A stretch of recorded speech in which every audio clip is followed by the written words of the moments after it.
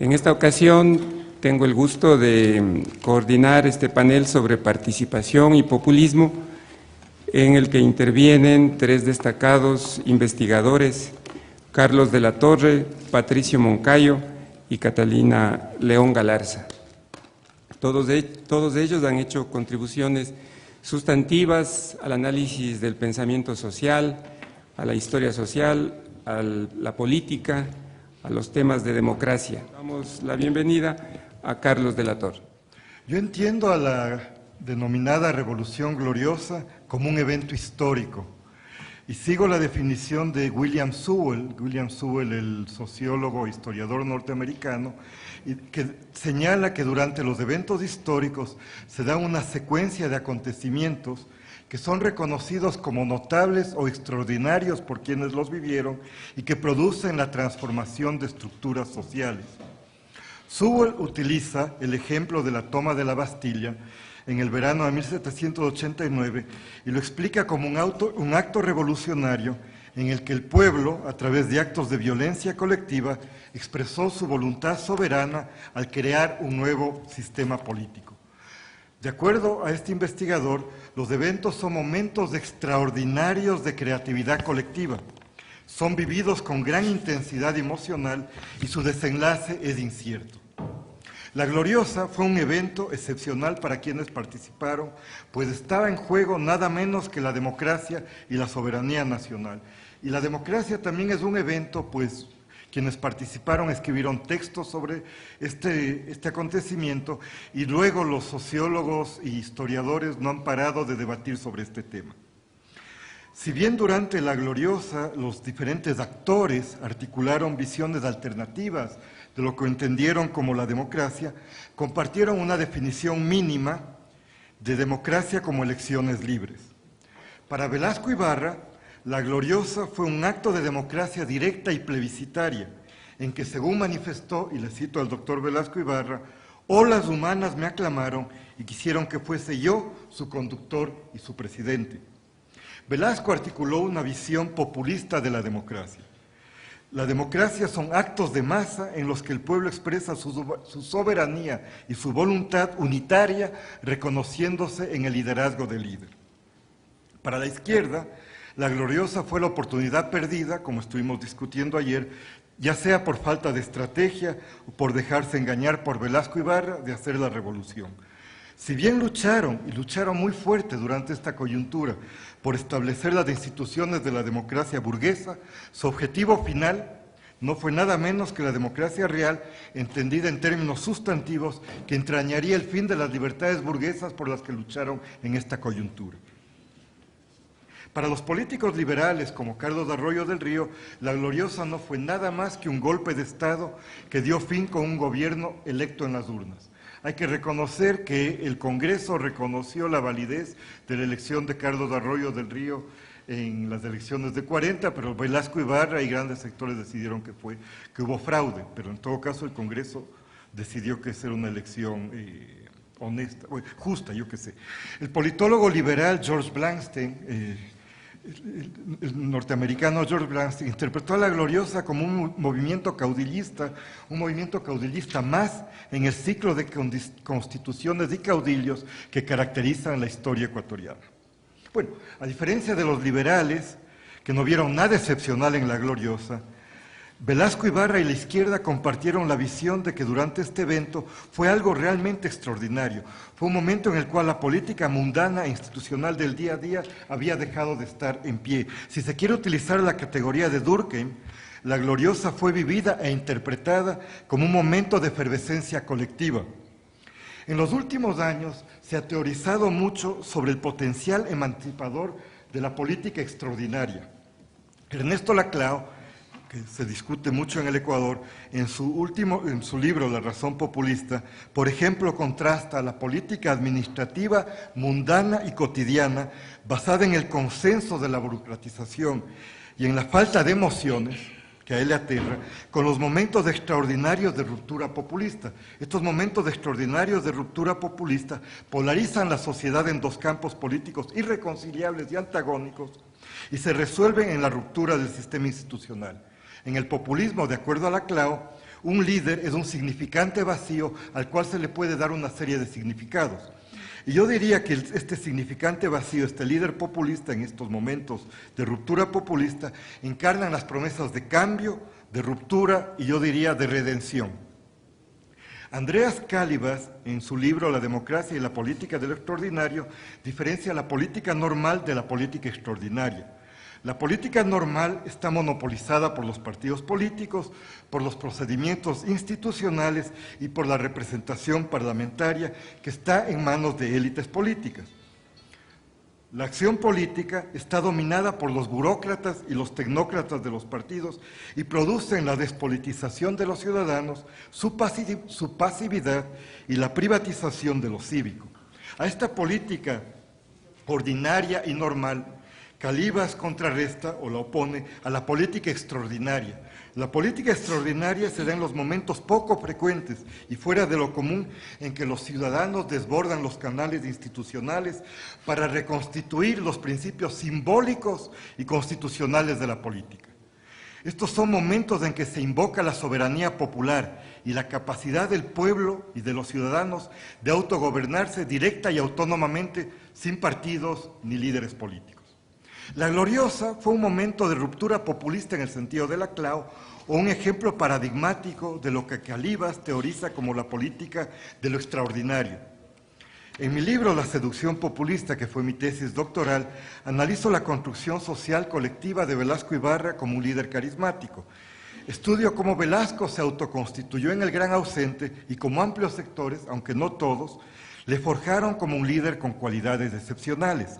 Parto de la noción de Weber de que los líderes tienen que corroborarse ante sus partidarios como personas dotadas de un carisma. La Gloriosa fue además, y esto está en el libro implícito pero no lo trabajé tanto, la Gloriosa fue además un momento extraordinario en el que movimientos carismáticos impulsaron la ruptura del poder constituido y la creación de un nuevo orden político a través del poder constituyente. Andreas Kalibas, en su reinterpretación de Weber, señala que en una sociedad, en un momento determinado, hay un número limitado de visiones que compiten para determinar qué se puede pensar y decir en la política, y en consecuencia, qué es deseable y aceptable en la política. Entonces, Kalibas dice que en un momento normal existen un número de visiones limitadas que son antagonistas, por lo general, de qué es lo deseable, qué se puede pensar, qué se puede decir en la política. Pero también dice que en los momentos de crisis, estas visiones aceptadas de lo político son impugnadas por movimientos carismáticos que restan legitimidad a la autoridad establecida y lo hacen a través de una serie de ataques contrahegemónicos a las visiones dominantes de la política. La política extraordinaria es un momento de insurgencia popular y de reconstitución democrática a través del poder constituyente. En el Ecuador, en los años 40, se creó un marco discursivo que era compartido por grandes sectores de la sociedad, pero a la vez era contestado, que cuestionó el fraude electoral liberal, que buscó moralizar la política y la economía, porque la economía se lo leía, excepto para la izquierda, pero los otros sectores lo leían a través de la política, la economía, y que personalizó, y sobre todo que personalizó la política como una lucha maniquea entre los liberales, fuente de todo mal, y el Frente de la Democracia encarnada no solo en ADE, pero sobre todo en la figura del gran ausente. Si bien los diversos actores pudieron unirse en contra del régimen liberal, pues compartieron en parte el análisis de las causas de la crisis moral, política y económica, tuvieron visiones diferentes y encontradas de qué es la democratización y diferentes propuestas de modelos de sociedad que obviamente derivaron en la confrontación entre izquierda y derecha y en Ibarra y los diferentes grupos que le llevaron al poder. Ahora voy a referirme a los movimientos carismáticos que personalizan la política como un enfrentamiento moral y maniqueo entre el pueblo y los enemigos del pueblo. Estos movimientos personalistas, por lo general, derivan en versiones de lo que Weber denominó la democracia plebiscitaria. Y los plebiscitos no son, de acuerdo a Weber, y le cito, los plebiscitos no son una votación o elección normal, sino que la confesión de una fe en la vocación de un jefe que aspira a dicha aclamación. Los plebiscitos son vividos como luchas maniqueas entre alternativas míticas encarnadas en la figura del líder, paladín del pueblo y los enemigos de la patria. La transformación de la política en luchas morales y religiosas atentan en contra de los compromisos que garantizan la convivencia de opiniones y propuestas plurales en sociedades complejas. La aclamación plebiscitaria transforma la política en una confrontación entre dos campos nítidamente configurados, obliga a tomar partido y la política aparece como una lucha sin cuartel entre amigo y enemigo. Es una visión schmittiana de la política como amigo y enemigo. Las propuestas de democratización carismática populista atentan a la larga en contra de las instituciones que garantizan la autonomía de la sociedad civil y de los movimientos sociales. Si bien los populismos han incorporado, reivindicado y han dado dignidad a los excluidos, erigen a un líder como la encarnación de la voluntad popular. Y a diferencia de los políticos que actúan con la premisa de que no siempre estarán en el poder, la fantasía de la unidad del pueblo en el líder constituido como su encarnación, le cito a Arditi, abre la puerta a la percepción del ejercicio del poder como una posesión y no una ocupación temporal. Bueno, a diferencia de esta lectura crítica del carisma y del populismo, podríamos seguir una lectura de Weber sobre el carisma como una fuerza creadora, revolucionaria, en medio de un mundo anquisolado por la rutina. Y esta es la interpretación de Wolfgang Mommsen. Él dice que el fenómeno de la burocratización fue para Weber el mayor peligro para una vida política libre, en el más amplio sentido de la palabra. La ruptura populista, para algunos autores, al igual que el carisma para Weber, es visto, por ejemplo, para Laclau, como la regeneración de los ideales democráticos y emancipadores. Pero si bien Weber tenía ambivalencia sobre las virtudes de la irrupción carismática y reconocía los peligros del carisma en ausencia de partidos e instituciones parlamentarias sólidas que socialicen a los líderes carismáticos en la política de los pactos y compromisos de la política liberal parlamentaria, Laclau privilegia normativamente la ruptura populista y la entiende como la única alternativa a la negación de lo político por la administración, que para Laclau es el peor peligro de la modernidad. La visión de Laclau de ruptura populista no toma en cuenta los riesgos del populismo para la democracia liberal y le sitúa en el extremo opuesto a Weber, quien pese a ver en el carisma una alternativa a la burocratización, también analizó los riesgos de la irrupción carismática en ausencia de mediaciones institucionales. Los momentos excepcionales de la política, hechos a nombre del pueblo soberano encarnado en el líder, pueden derivar en el autoritarismo. Y aquí voy a seguir la noción de Claude Lefort sobre democracia, sobre lo democrático. La democracia, señala Claude Lefort, transformó el espacio que antes estaba ocupado por el cuerpo del rey en un espacio vacío que los mortales solo lo pueden ocupar temporalmente. En su libro Complicaciones, el comunismo y los dilemas de la democracia, explica Lefort, y voy a tratar de leer despacio porque a veces me acelero y no se entiende lo que estoy diciendo. Le leo a esta cita que me gusta mucho de Claude Lefort, que sintetiza su pensamiento de qué es la democracia. Dice Lefort, la democracia nació del rechazo a la dominación monárquica, del descubrimiento colectivo que el poder no pertenece a nadie, que quienes lo ejercen no lo encarnan, que solo son los encargados temporales de la autoridad pública, que la ley de Dios o de la naturaleza no se asienta en ellos, que no poseen el conocimiento final sobre el mundo y sobre el orden social, que no son capaces de decidir lo que cada persona tiene el derecho de hacer, pensar, decir o comprender. Entonces, cuando Lefort está analizando cómo cuando decapitan al rey se abre el espacio de la democracia, que los mortales solo lo pueden ocupar temporalmente, también analizó cómo las revoluciones del siglo XVIII generaron simultáneamente un principio que podía poner en peligro el espacio abierto de la democracia. Y para Lefort el peligro para la democracia fue la idea de soberanía popular. La soberanía popular entendida como un sujeto encarnado en un grupo, un estrato o en una persona que podía clausurar el espacio vacío de la democracia a través de la idea del pueblo como uno. La imagen del pueblo como uno, esta idea de Lefort, asume que el pueblo tiene una identidad y una voluntad única, y que la división se da entre el pueblo y sus enemigos, y los enemigos tienen que ser eliminados para mantener la salud del cuerpo del pueblo. La voluntad soberana del pueblo se encarna en un líder, que lo lidera en una gesta heroica en contra de enemigos.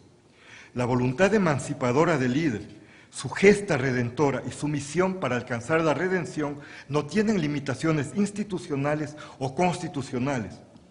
Debido a que la voluntad del líder no es otra que la del pueblo, no está subordinada ni a partidos, normas, reglas, instituciones, que son vistas como impedimentos a que se exprese la voluntad popular encarnada en el líder. Ahora, cuando estamos hablando del pueblo, hay que preguntarse inmediatamente quién está hablando a su nombre. Y cuando se habla a nombre del pueblo, se tiene que decir quién habla a nombre del pueblo, porque la política se basa en hablar a nombre del pueblo. Y el pueblo puede hablar a través de insurrecciones como en la Gloriosa, ¿no es cierto?, delegando el poder a representantes en la política institucional parlamentaria, que Calibas denomina la política normal o la política institucional, o a través de la identificación populista entre el líder y sus seguidores. Las insurrecciones, como lo ilustra la Gloriosa, son actos dramáticos de soberanía. El pueblo habla destrozando los símbolos y las instituciones que lo oprimían y lo reemplaza con un nuevo orden institucional y con un nuevo orden simbólico. Pero una vez que habló el pueblo en la insurrección, nos tenemos que preguntar, ¿quién tiene la legitimidad y el poder para hablar en su nombre? El problema de la representación aparece inmediatamente. E históricamente se han dado dos respuestas al problema de la representación. Por un lado, los liberales dicen que la representación se basa en la no identidad entre representante y representados. La colectividad autoriza a una persona para hablar en su nombre y eventualmente para acatar las decisiones del representante. Y el representante es responsable y tiene que rendir cuentas por sus actos. Este tipo de representación liberal que se da en la política parlamentaria liberal es criticada por Calibas, por Laclau y por otros, pues deviene en la monopolización de la política por élites y por tecnócratas y por lo general deviene en la apatía de los ciudadanos que se repliegan a la esfera privada. La representación populista se basa en la identificación entre representante y representados. El líder es igual que el pueblo, conoce cuáles son sus intereses y por eso dice autoritariamente que encarna su voluntad, que se valida en plebiscitos. En el populismo el pueblo es visto como una colectividad que es capaz de expresar su voluntad y tomar decisiones. La imagen populista del pueblo está fijada en el tiempo. La voluntad popular es concebida como transparente, sobre todo cuando resiste la dominación oligárquica. Pero el pueblo no está ahí, es un proceso en construcción, son una serie de eventos que se desarrollan en el tiempo, por lo que la voluntad del pueblo siempre es inconclusa. Claro, el líder populista dice que encarna este pueblo mítico, que supuestamente habla, y que el líder lo entiende, lo encarna, porque es igual al pueblo. Pero el pueblo no es un dato empírico, sino es una discusión, es una construcción discursiva que se usa por políticos, activistas e intelectuales en sus disputas políticas. Y el pueblo puede ser una colección de individuos que participan en las instituciones políticas cotidianas o un cuerpo colectivo que establece esas instituciones y tiene la última palabra sobre su legitimidad en los momentos extraordinarios de la política. Estas dos visiones del pueblo, ya sea como los actores de la política del día a día y como la fundación de la legitimidad democrática, dan forma a lo que la filósofa política Margaret Canavan teoriza como las dos fases de la democracia. Si bien la democracia tiene una fase pragmática, administrativa e institucional, tiene una fase redentora. Y la crítica populista a las élites, los apelativos y la glorificación a la gente común, la idea de que el pueblo se puede gobernar directamente sin representantes y que tiene el poder constituyente de ser la última fuente de legitimidad política, dan vitalidad y renuevan el ideal democrático. La Gloriosa fue un ejemplo de cómo un movimiento carismático que prometió la inclusión y la democratización devino en un régimen populista autoritario. Velasco dio un autogolpe, abolió la Constitución del 45, pues nunca le gustó que haya limitaciones a los poderes del Ejecutivo y rechazó en absoluto cualquier tipo de rendición de cuentas. Luego de que reprimió la izquierda, Velasco fue abandonado por sus aliados conservadores y derrocado por un golpe militar. La izquierda vivió este evento como la oportunidad perdida y como una traición. Todos acusaron a Velasco y los socialistas y comunistas se acusaron mutuamente. Pero parece que varios sectores de izquierda, no todos, pero varios sectores de izquierda, no aprendieron las lecciones de la Gloriosa de no confiar en caudillos. En el 2006, la izquierda se entusiasmó en un outsider. en ausencia de partidos políticos y de instituciones, quedaron sometidos otra vez a las derivas de los caprichos del caudillo, que al igual que el líder de la Gloriosa, arremetió en contra de sus aliados de izquierda. No hay que olvidar que las víctimas de la represión selectiva del correísmo han sido los partidos de izquierda, MPD y Pachacutic, y los liderazgos de los movimientos sociales a los cuales se los tacha y se los estigmatiza como corporativista, un término que usamos varios sociólogos para describir el tipo de relación entre Estado y movimientos sociales. Ahora es una categoría normativa para terminar con cualquier tipo de organización autónoma en la sociedad civil.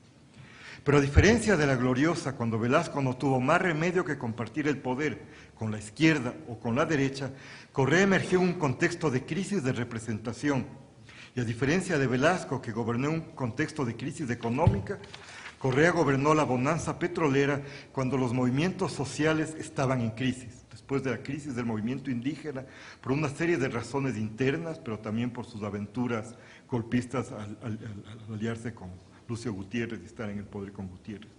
Como consecuencia, el populismo de Correa no ha tenido limitaciones, y a diferencia de Velasco, que no pudo terminar su mandato, parece que se eternizará en el poder. Mi crítica al populismo no implica que argumente que su última alternativa es la política normal basada en los juegos de la democracia liberal.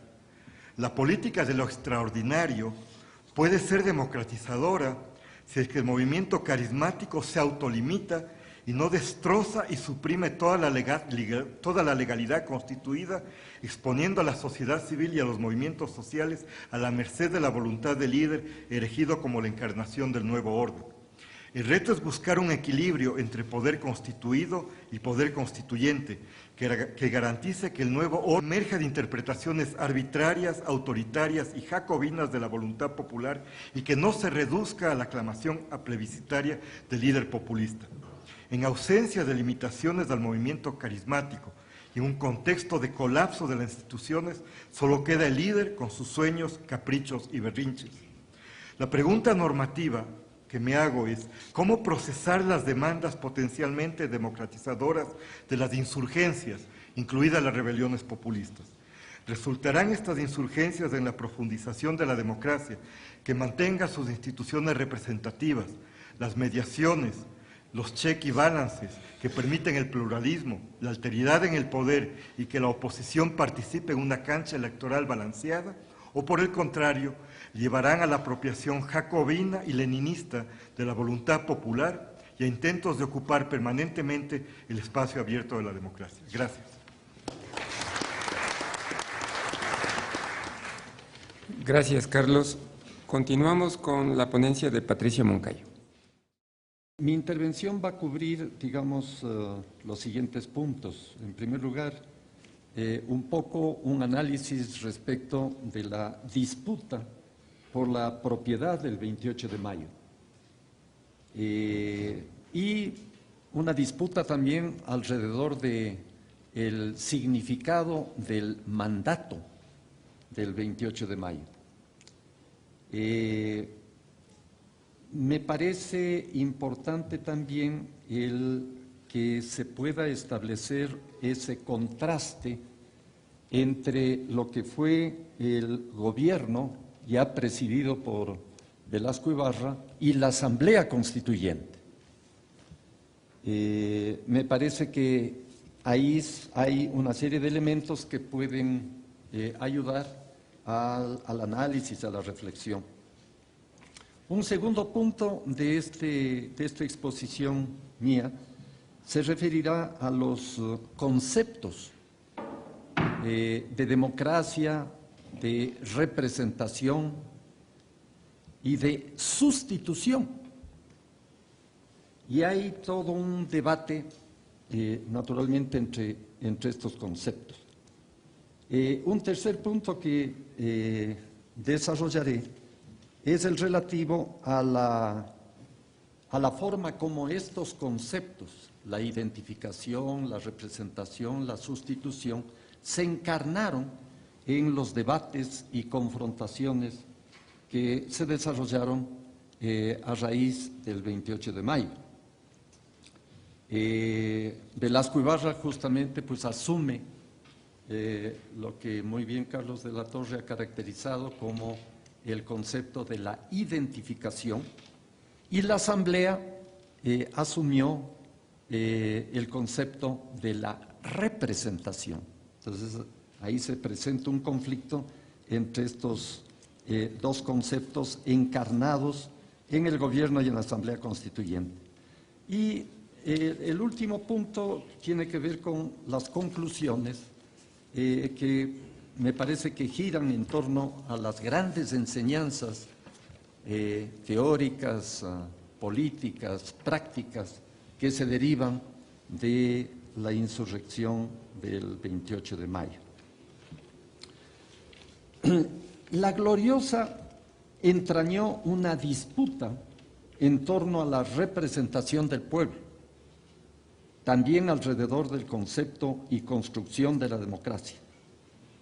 Se trataba de un momento fundacional, dada la ruptura de la legalidad imperante.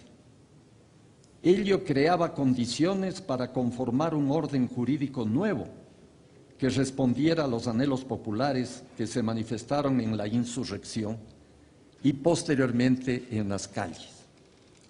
Es en este contexto que se plantean las preguntas: ¿cómo interpretar esos anhelos populares? ¿Quién los representaba? ¿Velasco, aclamado por el pueblo, o la Asamblea Constituyente? ¿Cuáles eran los fundamentos de la representación del uno y de la otra? Resulta curioso que dos protagonistas tan opuestos entre sí y poco comprometidos con la democracia liberal, como fueron Velasco y la izquierda, se enfrascaran en una disputa ardorosa y sustanciosa en términos teóricos y prácticos sobre el significado y alcances de tal democracia. No obstante tener posiciones ideológicas no solo distintas, sino divergentes, Ade, Velasco y la izquierda lideraron un proceso que no llegó a ser revolucionario en términos marxistas, pero sí desde la perspectiva de la democracia. En efecto, lo que estaba en juego era el reemplazo de una democracia basada en el fraude electoral por otra basada en el sufragio popular. Ello no era algo de poca monta, aunque para la izquierda la verdadera revolución iba por otro lado. Velasco, por su parte, se sintió padre de la Constituyente. En efecto, él la convocó, dio su aprobación a la figura de la representación funcional, con lo cual la izquierda logró una representación mayor de la que hubiera tenido si participaba en igualdad de condiciones en el sufragio universal. La disputa entonces sobre la propiedad del 28 de mayo y por tanto del mandato nacido de la sublevación popular giraba en torno a cómo los protagonistas concebían y entendían los conceptos de representación y democracia. Dichos conceptos no tienen una existencia abstracta, cobran vida en el contexto de la acción de un gobierno aclamado por el pueblo, pero comprometido con un programa ideológico. La posición de Velasco al respecto era tajante.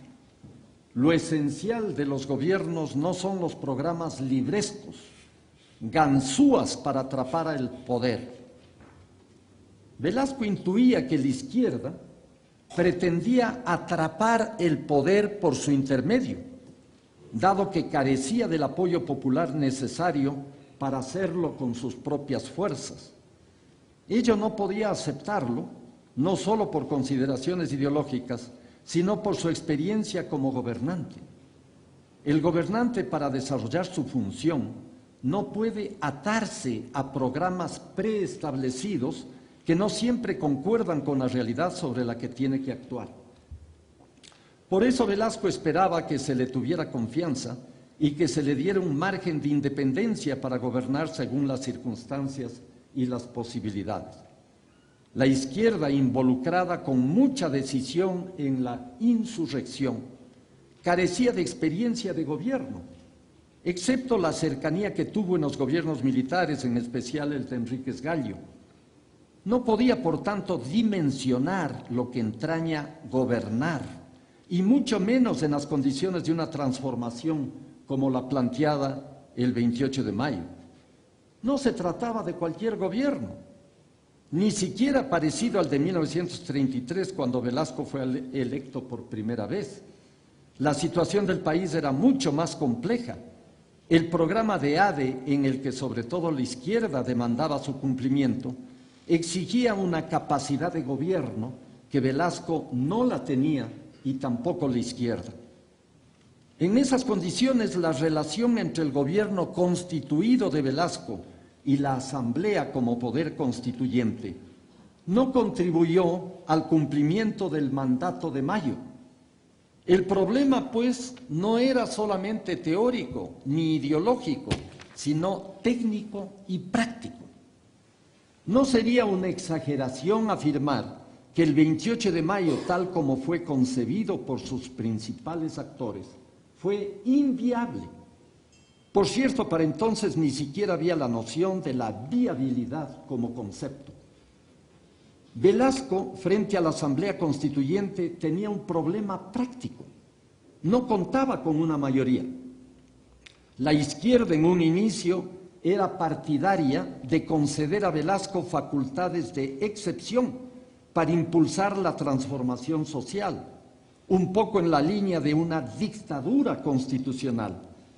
Más tarde cambió de opinión y apeló a la institucionalidad como una manera de frenar la discrecionalidad del líder.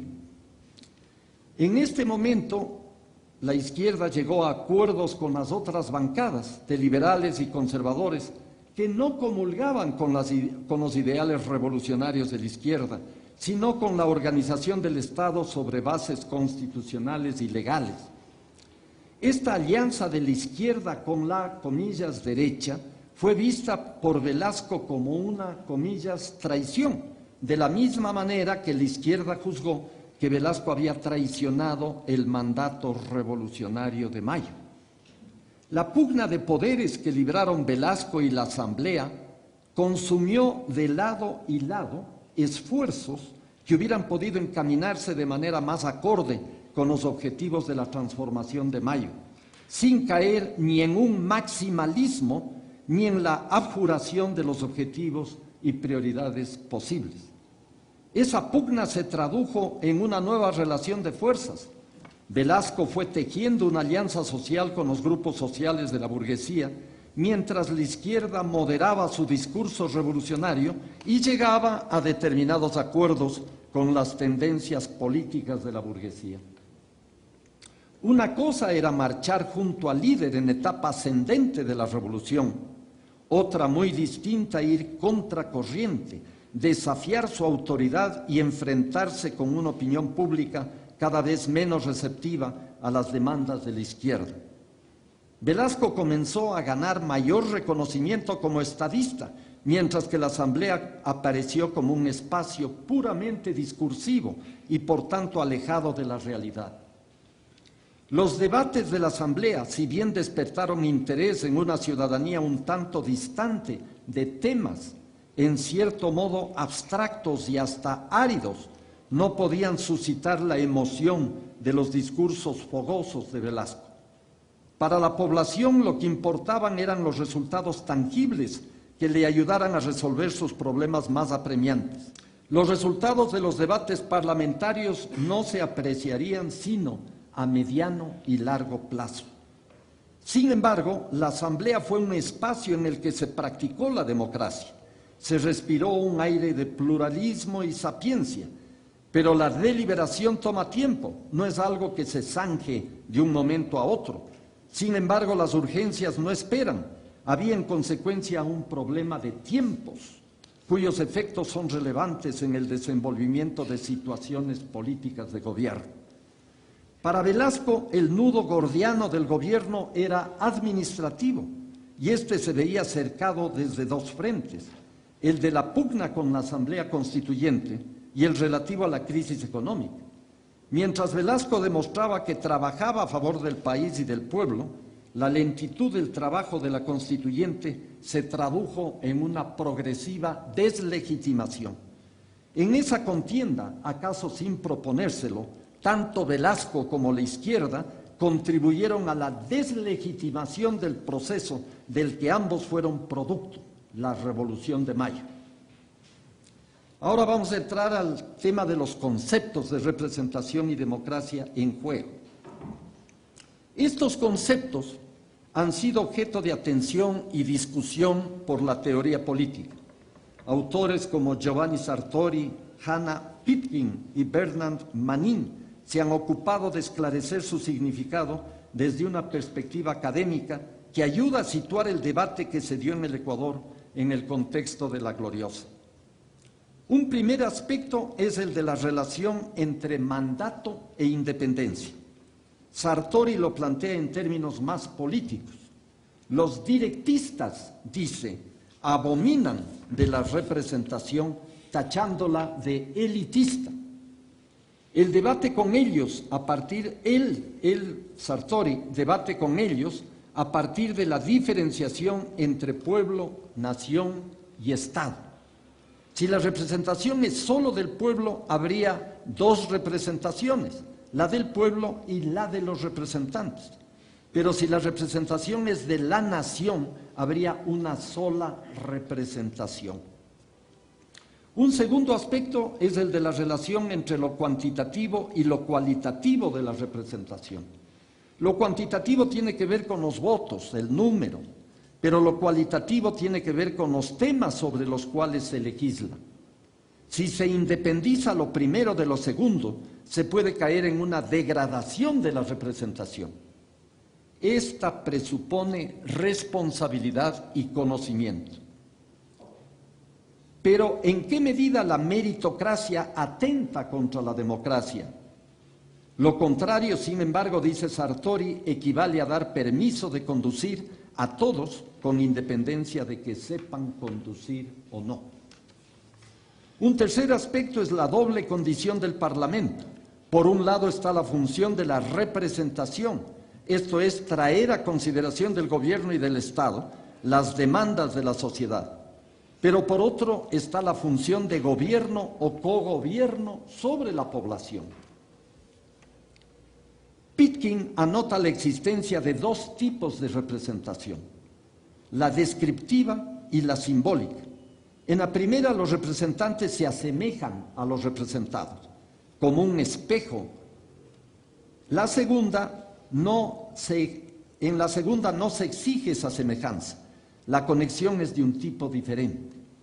El debate gira en torno a los límites de la independencia de los representantes. Esto se complica en los estados modernos por el factor demográfico que impone una distancia física entre unos y otros. Se vuelve difícil en esas condiciones el mandato, pero por otro lado la representación no sería tal si esa distancia se vuelve insalvable. En cuanto al segundo punto, el de la calidad de la representación, Manin previene sobre los peligros del profesionalismo, bajo cuya figura los expertos podrían desplazar a los representados y disminuir el poder político de los ciudadanos corrientes. En cuanto al tercer punto, los tres autores coinciden en la necesidad de ligar la representación con el gobierno. La representación implica responsabilidad frente a alguien y frente a algo. De ahí la importancia de la fiscalización y la rendición de cuentas, así como de la necesidad de que los políticos se acerquen a la gente. La conjugación de mandato y representación están en relación con el nivel de la opinión pública. Una opinión pública menos informada e ilustrada sobre los problemas de gobierno requiere más de la representación. En caso contrario, el mandato puede tener mayor cabida. La democracia representativa, por cierto, dice Sartori, deja mucho que desear, pero la solución no está en prescindir de la representación. Es como si el paciente prescindiera del médico por los errores y defectos de éste. De ahí la necesidad de la preparación, tanto de los gobernantes como de los gobernados, sostiene Manin, pues la democracia supone la rotación, de manera de que el gobernante aprenda a obedecer y el gobernado a mandar. Solo así el primero desdeñará el despotismo y obrará como él quisiera que obraran con él.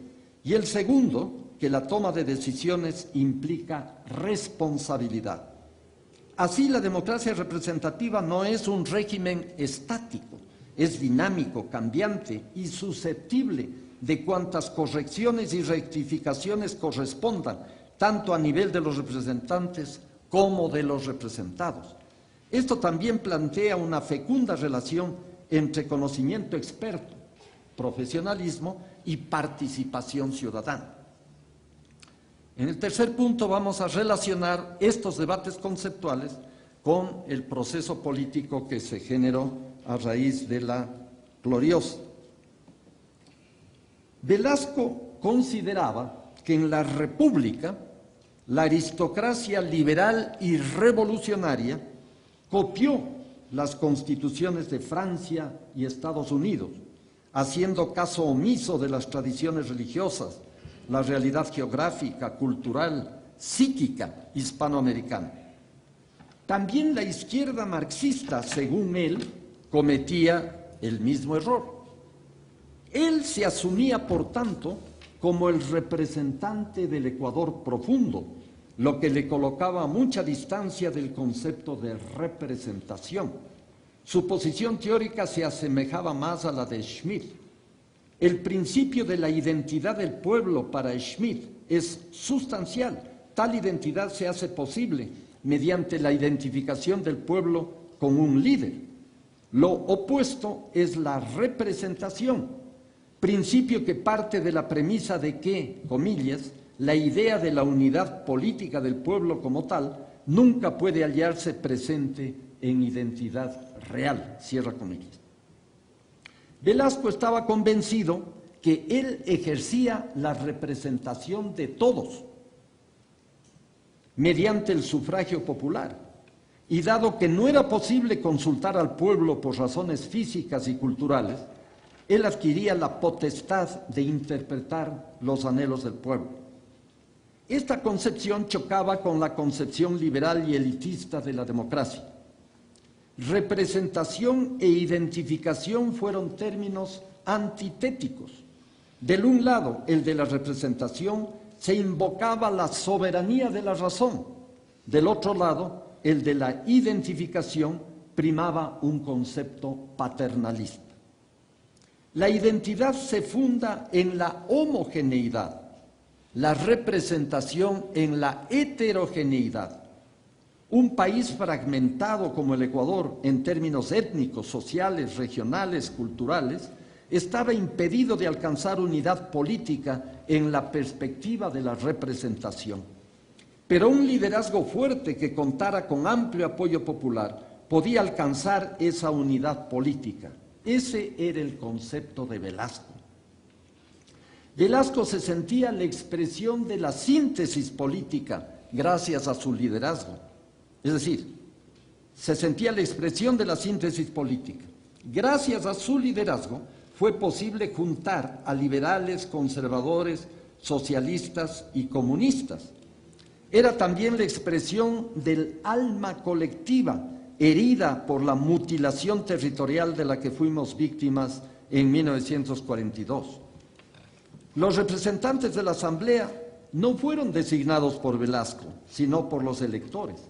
En esa medida gozaban de cierta autonomía frente al líder, pero como dice Pitkin, esos electores son individuos y no constituyen el pueblo.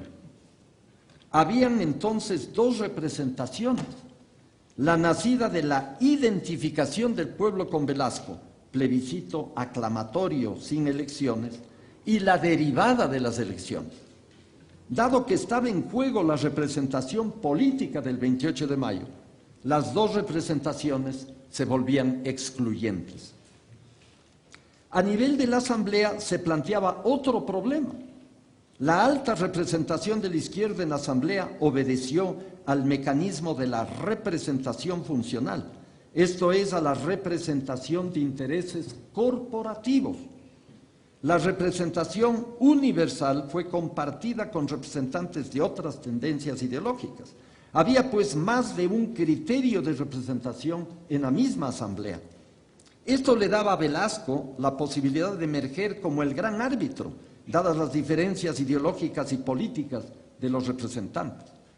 Sin embargo, la disputa política por la representación global entre Velasco y la asamblea contribuyó a limar las diferencias entre las bancadas de la asamblea y abrió la posibilidad de negociaciones, acuerdos y transacciones.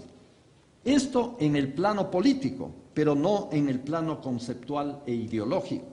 En este segundo plano, los conceptos de democracia eran divergentes.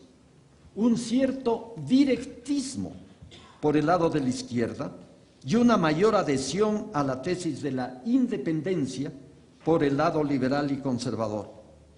Con relación a la representación popular, se enfrentaban dos conceptos de representación: la descriptiva, espejo de los representados, y la simbólica, en la que Velasco llevaba las de ganar.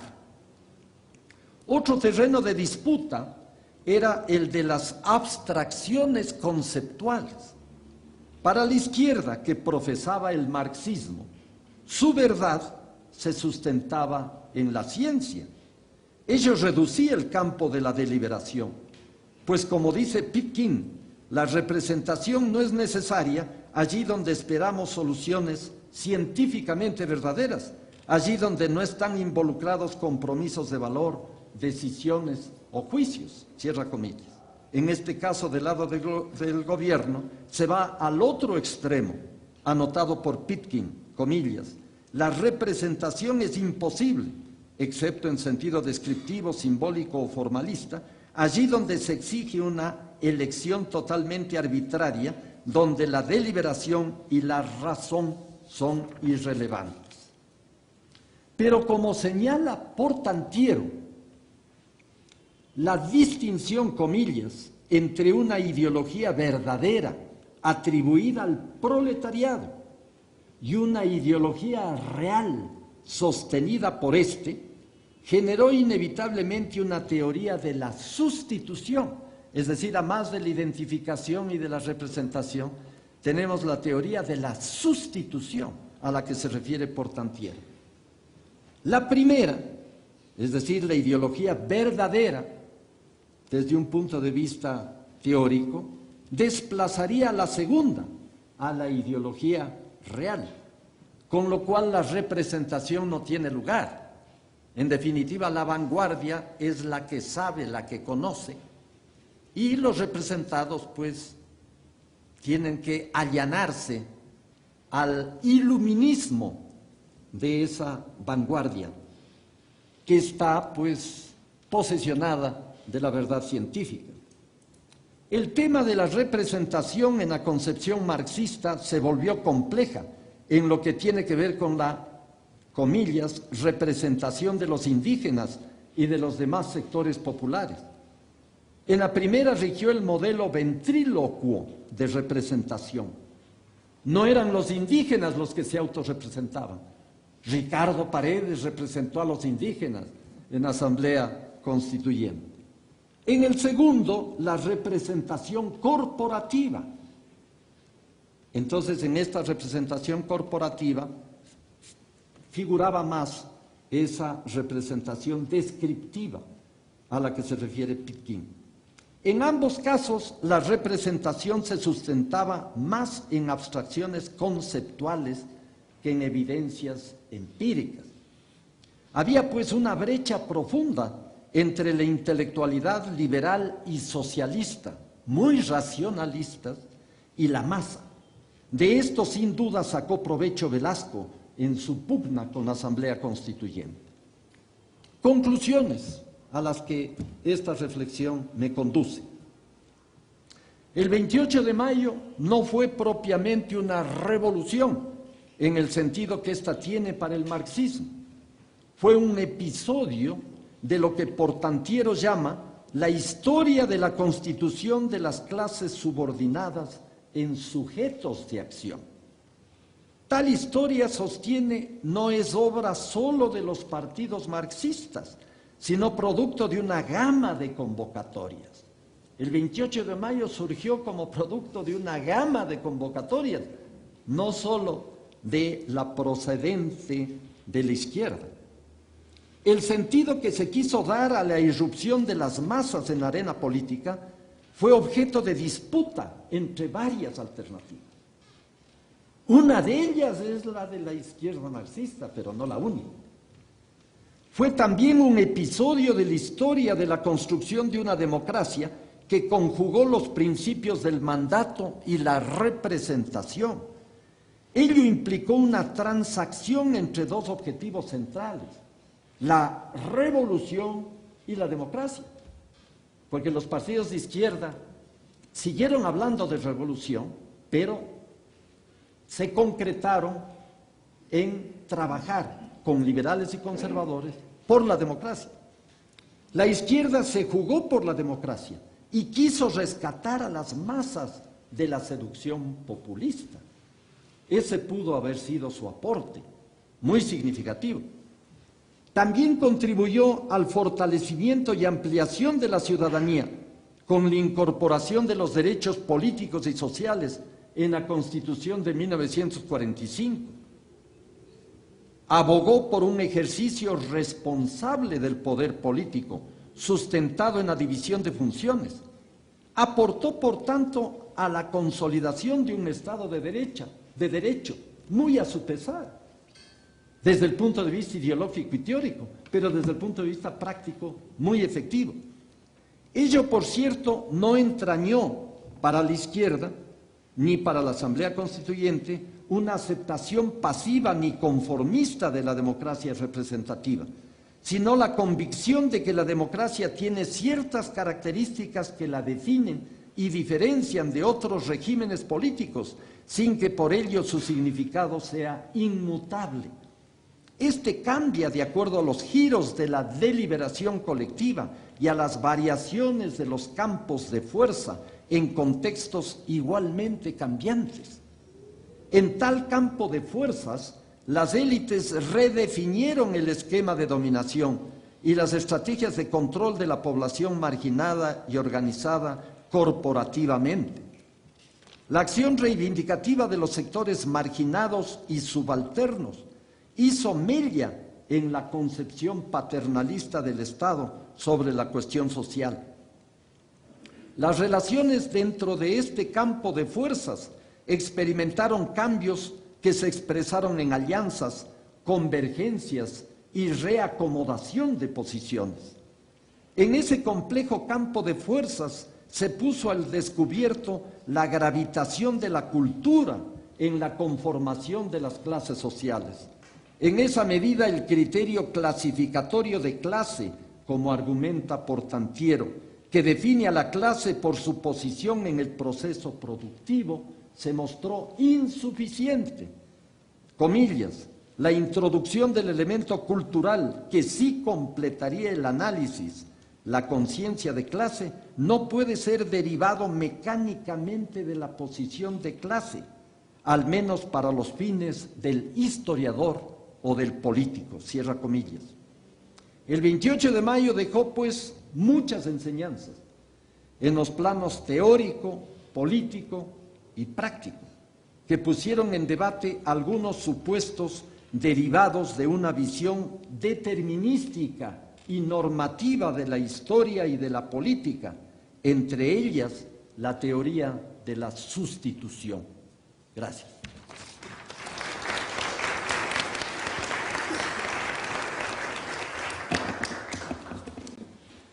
Agradecemos a Patricio Moncayo y continuamos con la intervención de Catalina León Galarza. Bueno, primeramente una pequeña precisión y también con una suerte de autopublicidad. Quizás el tema que voy a abordar hoy en día, más que con el libro que fue publicado en Buenos Aires, tiene que ver con mi tesis de doctorado en la Universidad de Brasilia, que se llama Subjetividad, Género y Populismo, donde también vinculo muchas reflexiones que plasmé en ese entonces, cuando me gradué, pues en el año 2001, ¿no? Y luego quiero decir que esta es una investigación completamente en ciernes. ¿Por qué? Porque cuando Guillermo muy amablemente me propuso que hiciera este trabajo, no había abordado el periodo, pero lo hice, digamos así, por puro capricho, ¿no?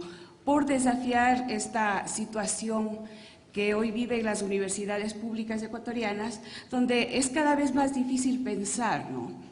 Ustedes conocen que a las consabidas dificultades de antes, hoy en día estamos abocados a la reconversión mercantilista de la universidad. Entonces, realmente la presión es terrible y para mí esto es un desafío y por eso, aunque con una información todavía incompleta, lo he hecho con mucho afecto y también al margen del establecimiento de la universidad, que también empieza a ponerse la propia universidad extremadamente rígida. Bueno, al mirar la foto estampada en el banner que difunde este evento, este banner de afuera, ¿no? He visto un mar de sombreros masculinos contra el fondo de una pared en la que se lee Viva Velasco. Traté de encontrar alguna figura femenina, y ciertamente las hay, pero en el cuadro son pocas. Son mujeres del pueblo, al parecer campesinas, ninguna mujer de los sectores medios, mestizos y urbanos, peor altos, ¿no? Así, dicha foto parece confirmar las narrativas masculinas sobre la coyuntura insurreccional de los últimos días de mayo de 1944. ¿Expresa dicha imagen con alguna fidelidad el proceso político de la Gloriosa en lo que concierne a la participación de las mujeres? ¿Expresa la misma el sesgo de la mirada androcéntrica del fotógrafo, quien ubicó el punto de fuga en lo que sería un balcón o una tarima, que no se ven, hacia donde confluyen las miradas de esa multitud masculina, elegante y ensombrerada, concentrada alrededor del personaje que habrá de encarnar el poder del Estado? Las figuras femeninas se encuentran en los bordes de la imagen. Es probable que, si pudiéramos divisar una parcela mayor de la manifestación, los perfiles femeninos se volverían más frecuentes a medida que nos alejáramos del punto de fuga. Balcón o tarima, no visible en la foto, desde donde Velasco se aprestaba una vez más a conquistar a las muchedumbres para legitimar su establecimiento plebiscitario, término que usa en uno de sus textos el mismo Velasco Ibarra. La lectura de los estudios disponibles sobre la Gloriosa nos permite sugerir que el espacio donde ellas estuvieron y se atrincheraron, haya sido el Palacio de Gobierno o alguna bocacalle, no fue aquel donde se tomaron las grandes decisiones. Dice Nela Martínez en su autobiografía hablada: era la época cuando votamos Arroyo del Río y estábamos en grandes manifestaciones. Entramos al palacio y nos tomamos el poder. Estuvimos allí como 3 días dirigiendo lo que pasaba en el país, porque los compañeros comunistas y socialistas estaban en las conferencias mutuas para saber lo que debían hacer. Lo que debían hacer. Tal vez Nela tuvo en mente a las alianzas político-partidistas, tal vez se refería a las cuotas políticas de las altas dignidades del Estado que la izquierda aspiraba a ostentar. Por otra parte, muchos testigos de los acontecimientos dicen que jamás vieron tanta gente junta, ni antes ni después de mayo de 1944. Cuán llenas hubiesen estado las plazas, las calles y los caminos del Ecuador, en ausencia de las mujeres que se volcaron a las manifestaciones con bienes, personas y familias. Y esto de las familias me lo mencionó un interlocutor de Cuenca, ¿no? Él dice, salíamos todos, el padre, la madre y todos los hijos. Mark Becker sugiere con toda razón que a pesar de la contribución de las mujeres de mayo del 44, los líderes varones las excluyeron del gobierno que surgió de la insurrección. Bueno, esto suele ocurrir cuando tanto el pensamiento sobre la política como su acción proscriben la pluralidad, que, como decía Hannah Arendt, es el fundamento de la política. Y me parece que también por ahí se podría buscar los motivos del naufragio de las revoluciones. Naturalmente, cuando estas se aspira a que sean tales, ¿no es cierto? Y pues todo esto conlleva, es decir, la pérdida de perspectiva de la pluralidad del otro, ¿no? Conlleva inclusive a una pérdida del sentido de realidad, como lo que nosotros podemos hoy evidenciar en muchos de los actos gubernamentales de hoy. En esta ponencia esbozaré algunas hipótesis sobre los significados de la participación de las mujeres y las formas probables de cómo ellas se organizaron. Trataríamos, pues, de abordar algo que se podría llamar como las culturas políticas, así como las prácticas organizativas de las mujeres movilizadas los últimos días de mayo del 44. Para lograrlo intentaré trazar un mapa nacional de dichas culturas, deteniéndome, empero, en lo que fue la participación de las mujeres en la ciudad de Cuenca, un capítulo desconocido todavía en lo que es el espacio académico. Por el momento y por motivos del tiempo que me hubiera tomado la investigación, mi presentación quedará en deuda con las mujeres de la costa y de Guayaquil específicamente. Pero aspiro a que el texto final incorpore en esta cartografía, ¿no?, estas culturas políticas de las ecuatorianas. Algo sobre las fuentes. El trazado del panorama de la Sierra Norte se fundamenta en las fuentes secundarias que conocemos. Para el caso de Cuenca debo decir que no han sido agotadas las fuentes que podrían ofrecernos datos. Hemos recurrido a las fuentes orales, entre las que se cuenta la memoria oral de mi familia materna, dado que mi abuelo, el entonces licenciado Rafael Galarzarízaga, fuera uno de los dirigentes más destacados de ADE en el Azuay. Me baso igualmente en diálogos con testigos de esos eventos, que en Cuenca fue el 29 de mayo, y todos ellos a la sazón en temprana edad. Todas estas personas con las que hablé estaban adolescentes o, en todo caso, bastante jóvenes.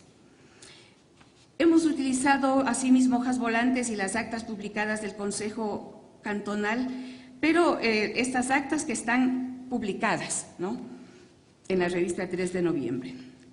Un verdadero vacío hay en el caso del archivo de la Gobernación, y lo que conozco es que en alguna de las dictaduras militares una gran cantidad de documentos fue quemada como papeles viejos.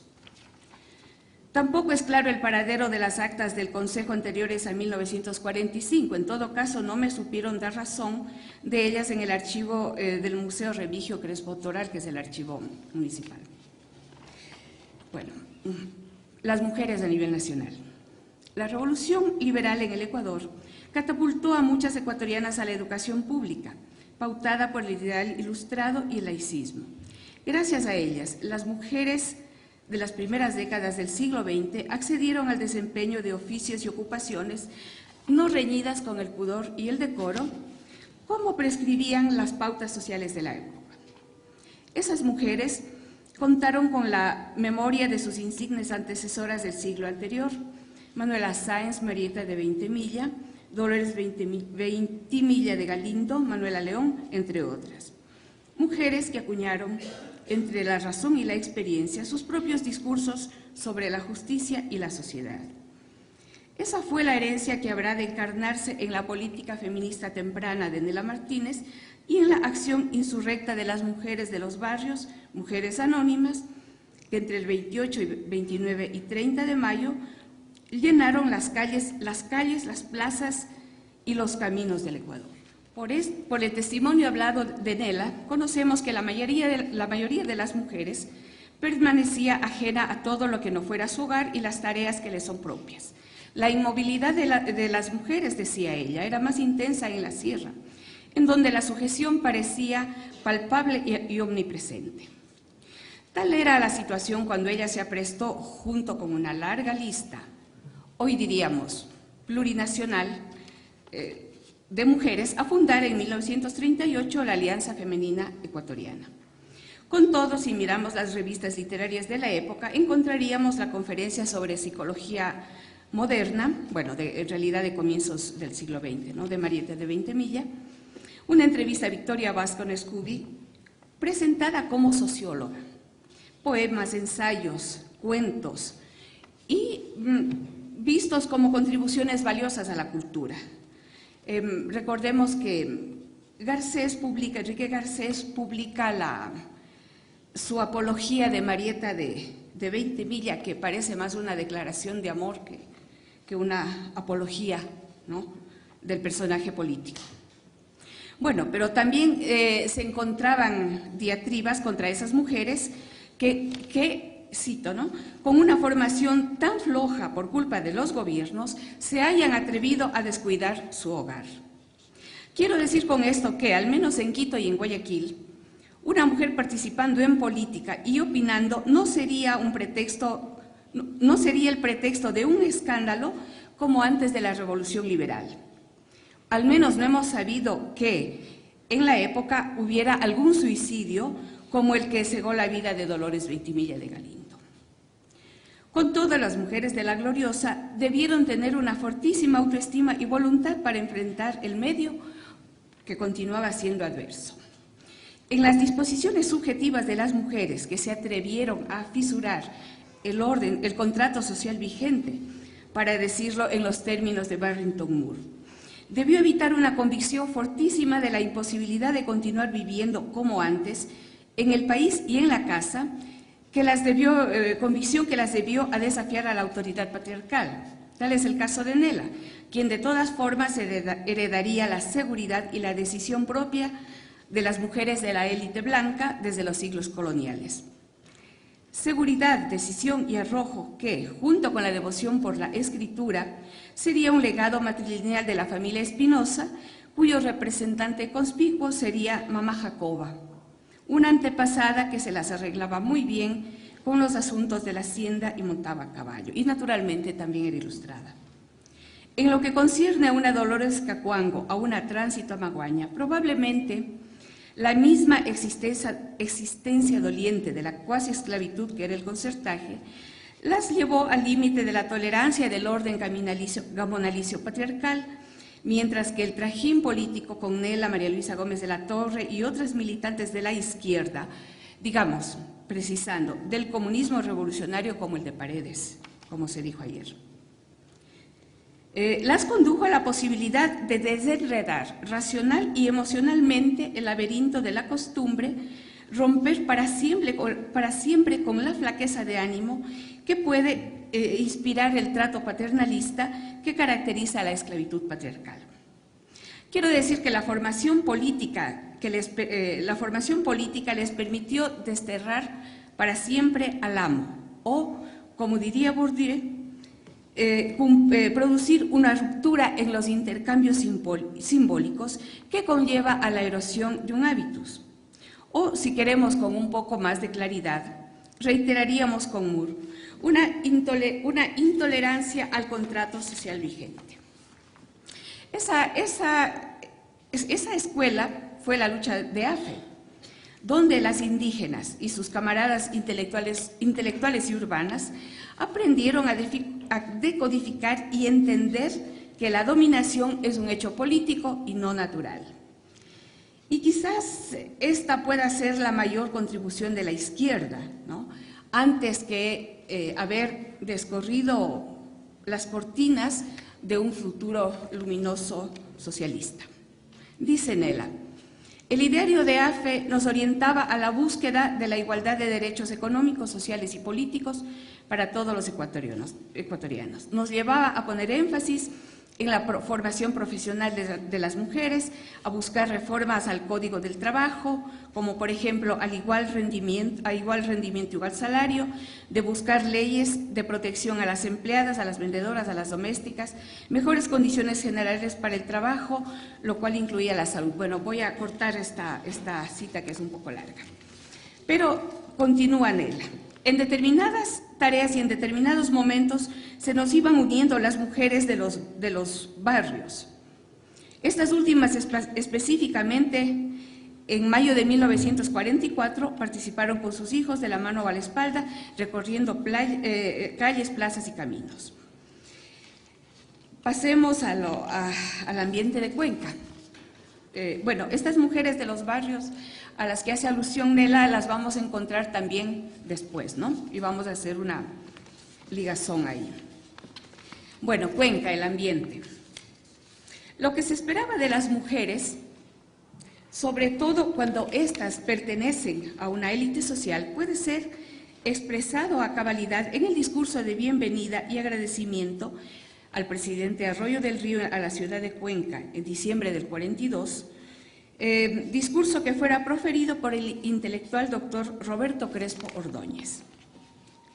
Dice Crespo: singular honor el mío de presentarme ante vos y en esta gran solemnidad como delegado del grupo social representativo de la aristocracia de la virtud y de la sangre, para ser el intérprete de los sentimientos del corazón de Cuenca, portavoz de las matronas de la SUAY, que desde el trono de su hogar serenamente presiden la vida ciudadana y no acostumbran intervenir en los comicios públicos, sino al llamamiento de la patria o cuando han menester el cumplimiento de un deber de gratitud. Gratitud por las constantes demostraciones de afecto a la comarca Suaya, por el fervoroso homenaje que en toda oportunidad tributáis a nuestros patriarcas de las letras. Gratitud por vuestros empeños de mandatario en pro del adelanto de nuestra comarca y admiración y aplauso por el éxito de vuestra gira internacional en la que, con palabras encendidas, hicisteis que las muchedumbres extranjeras aclamen al país del Chimborazo y de García Moreno. Y gratitud, excelentísimo señor, porque en estos trágicos días, mientras en el furor de la guerra se destruyen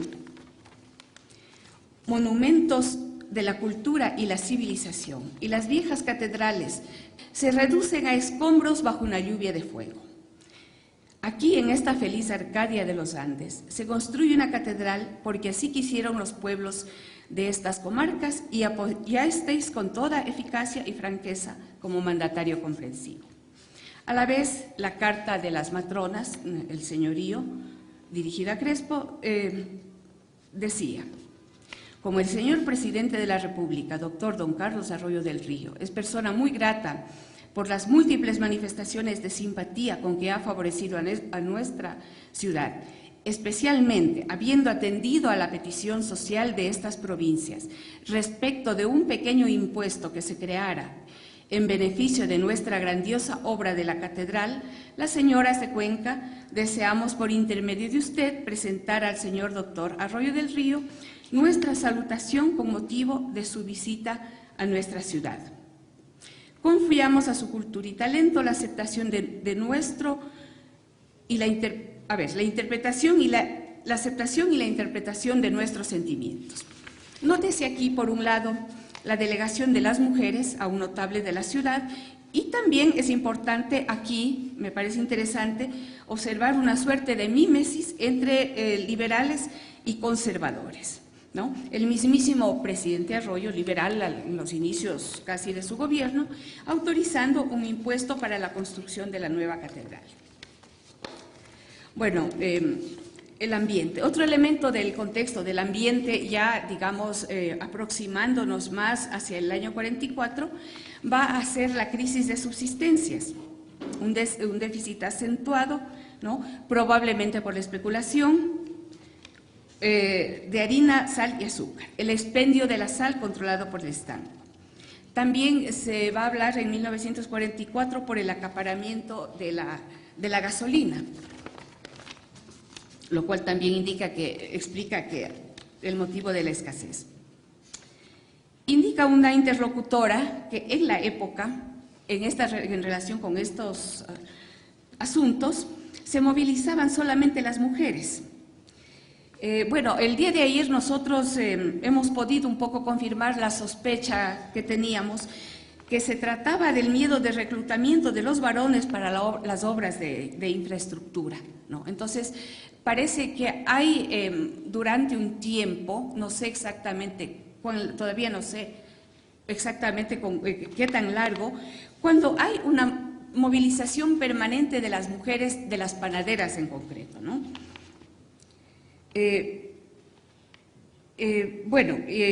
También aquí hay un asunto, ¿no?, que menciona José Peña Ruiz en un libro bastante bonito que publicó antes de fallecer. José Peña menciona que las sazonadas de las panaderas también habrían obedecido a los intentos del gobernador arroísta Vinuesa por mejorar las condiciones de elaboración de la masa del pan, ¿no?, que se hacía con los pies y con el agua de las acequias. Al parecer, este esfuerzo por la higienización habría perdurado aún en los 60s, cuando se continuaba amenazando a las panaderas con la incineración de la masa y ellas protestando. En las luchas contra la presión higienista habría sobresalido una mujer, típica chola cuencana, que repartía el pan muy temprano con una cesta en la cabeza y 2 en cada mano. También ella posiblemente en días de feria, ella también hacía de vendedora de harina con un puesto en el mercado. Alta, morena, de semblante duro, que había inspirado el miedo de los traviesos del barrio. En una de estas revueltas a esta mujer, Carmen Correa, una bala perdida se le habría enredado en los pliegues del follón o de las varias polleras que se suele usar, sin llegar al cuerpo, específicamente a las caderas. Eso le habría valido el sui generis alias de Culibronce, Mama Carmen Culibronce, como se la comenzó a llamar. Dice un interlocutor que ella misma habría dado el origen al apodo, diciendo que no tiene miedo porque tiene el culo de bronce, y que lejos de avergonzarse por el apodo, hace alarde de él, o hacía alarde de él. Y dadas las condiciones corporales, no solamente de Mama Carmen, sino posiblemente de las señoras panaderas, ellas hacían temblar inclusive a la caballería, pues cuando esta fuerza represiva se acercaba, lanzaban candela encendida a las patas de los caballos, según relata la interlocutora Flor María Salazar. Es decir, al bronce se le había unido el fuego. Los eventos. Ya el 4 de enero, en un editorial de diario El Mercurio, aparece una crítica sobre el impuesto a la agricultura. El capital agrario, se dice, no rinde todavía como es debido. Tampoco hay apoyo estatal y eso lleva a la subida de los precios. Por todo eso, dice la posición del diario, es que en las políticas del gobierno habría una palmaria contradicción.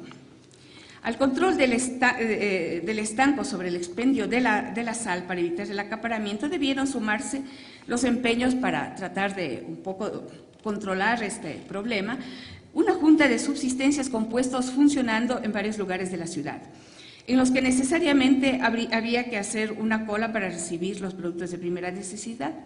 Lo propio ocurría en Azogues, aunque se sabe que la carencia allí era generada por el acaparamiento de los mayoristas. Uno de ellos tenía embodegada la harina en su casa. Los meses previos a la insurrección se caracterizaron por la formación de comités velasquistas del obrerismo, es decir, artesanos controlados por la Iglesia, así como de los sectores informales, y estos al parecer influenciados por los socialistas. Los días previos a la insurrección del 28 de mayo, el local de ADE, ubicado en la calle Gran Colombia, frente a la Plaza de Santo Domingo y administrado por los socialistas en la persona del señor Galarza, concurría constantemente la gente de los mercados, cargadores, vivanderas, el propietario de la única carreta que había en la ciudad tirada por mulas, el Mono Medina, ciertamente costeño, y ciertamente las panaderas. En cuenta, los eventos inician el 29 y dura hasta el día 30.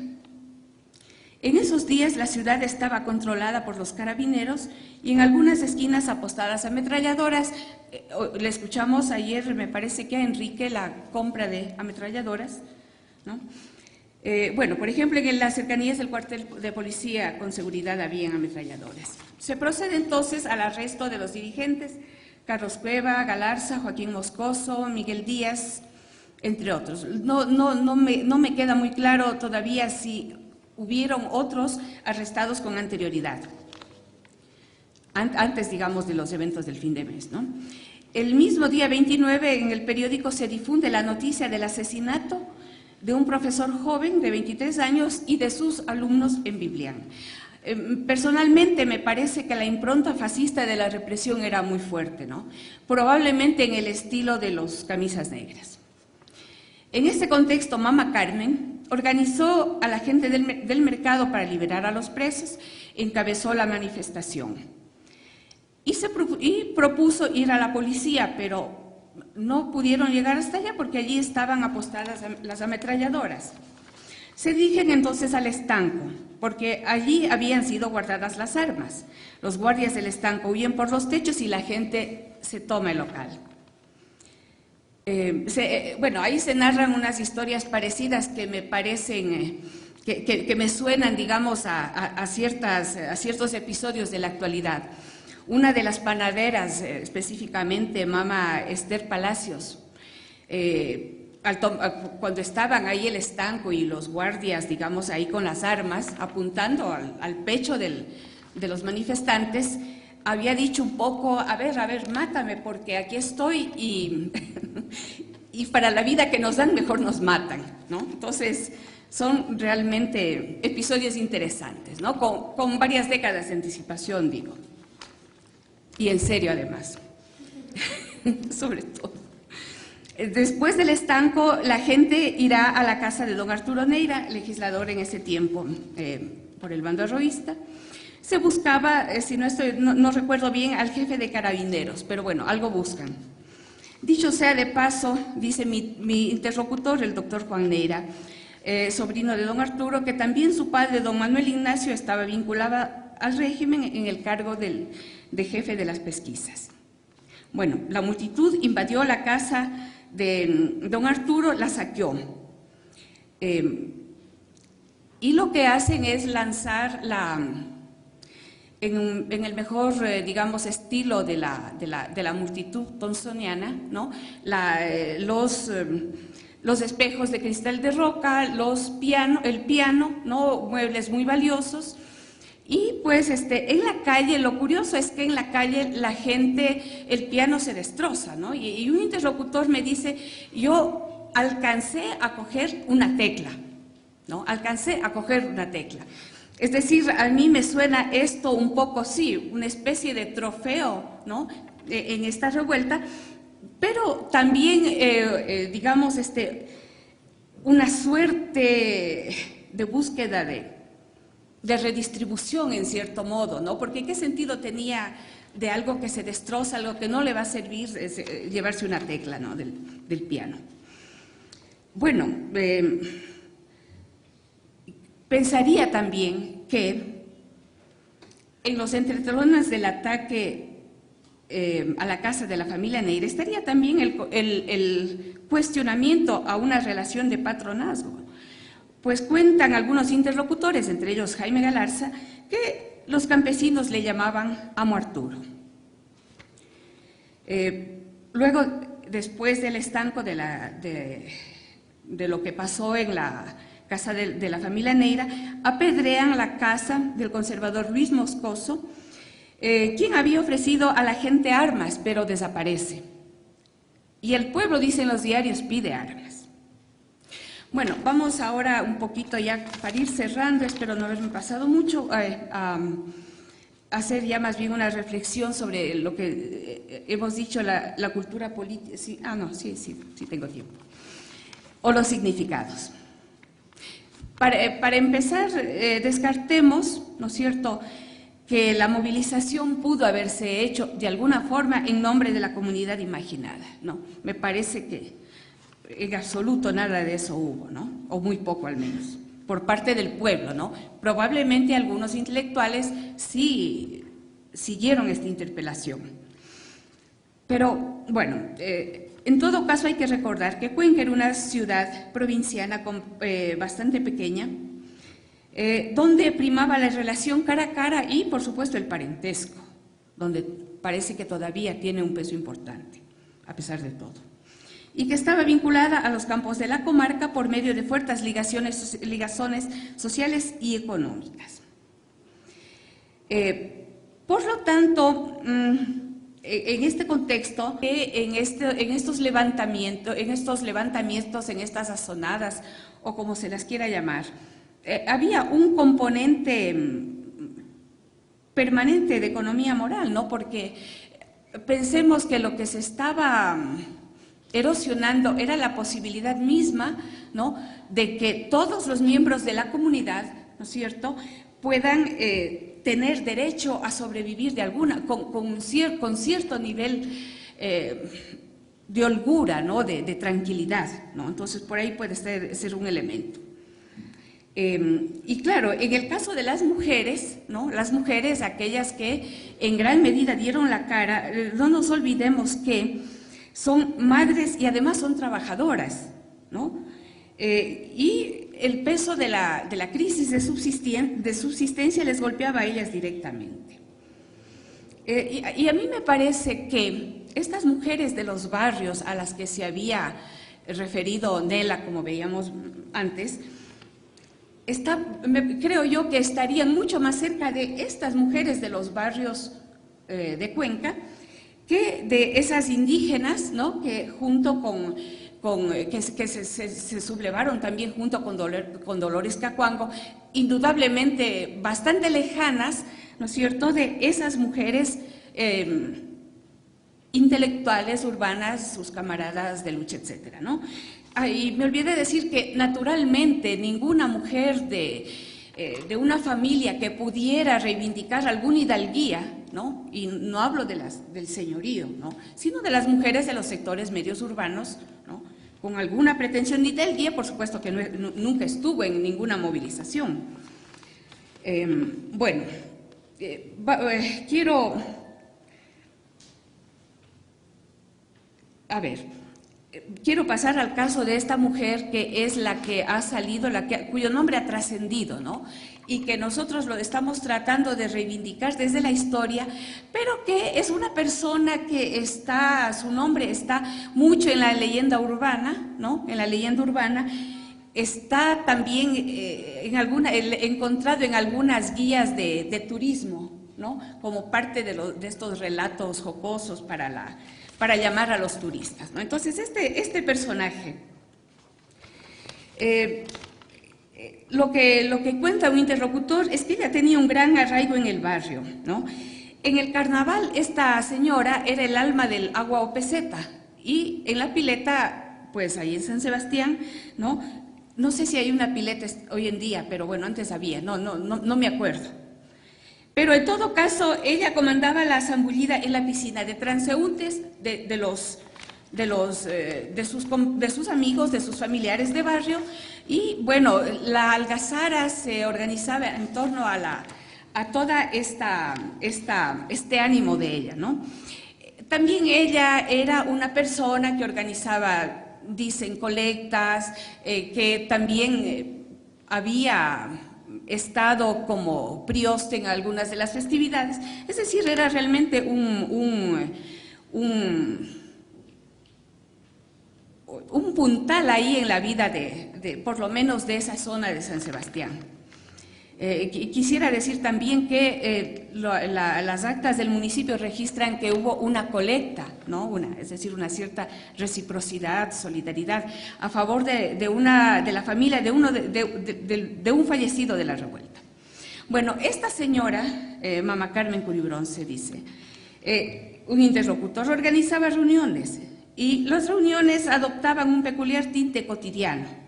Le decían las señoras, no me acuerdo el apellido, unas hermanas tal, no recuerdo el apellido, que vendían trago, decía, lleva trago para que tomen en el partido.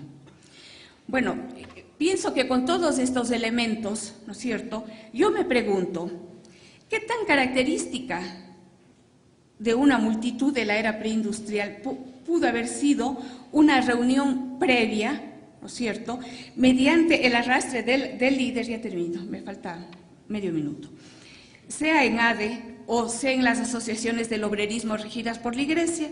Aquí estoy solamente dejando la pregunta, no tengo respuesta. Y vamos a leer, para cerrar ya, el tema del elemento subjetivo, que creo que es el que hasta hoy en día menos se ha estudiado, ¿no? Y en el elemento subjetivo estaría el tema de cuál es la posibilidad de ruptura real del etos de la sumisión a un patriarca, es decir, esta posibilidad de erosionar el hábitus.